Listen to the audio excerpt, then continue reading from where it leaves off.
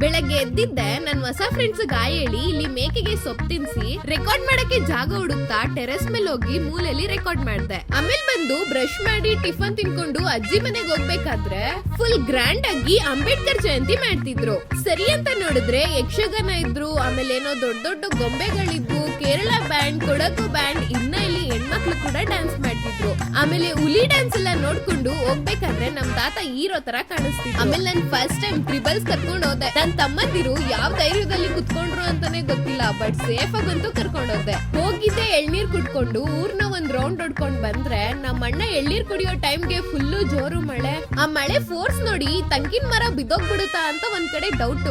ಆದ್ರೂ ಮಳೆ force ನೋಡಂತೂ full shock ಆದೆ. ಆಮೇಲೆ ಮಳೆ ನಿಂತಿದ್ದೆ, ನಮ್ಮ ಅಣ್ಣ ಬೆಂಗಳೂರಿಗೆ ಹೊರಟಿದ್ದ ಅಂತ ಅವನ್ ಜೊತೆ ಬಸ್ ಸ್ಟ್ಯಾಂಡ್ ಹೋಗಿ ಬಾಯ್ ಹೇಳಿ ಮತ್ತೆ ಆಂಟಿ ಮನೆಗೆ ಹೋದೆ. ಅಲ್ಲಿ ನನ್ ಬಟ್ಟೆ ಎತ್ಕೊಂಡು ಅವ್ರಿಗೆಲ್ಲ ಬಾಯ್ ಹೇಳಿ ಮತ್ತೆ ಊರಿಗೆ ಬರ್ಬೇಕಾದ್ರೆ ಇಲ್ಲಿ ಡಿಜೆ ಮಾಡ್ತಿದ್ರು ನೋಡ್ಕೊಂಡು ಆಮೇಲೆ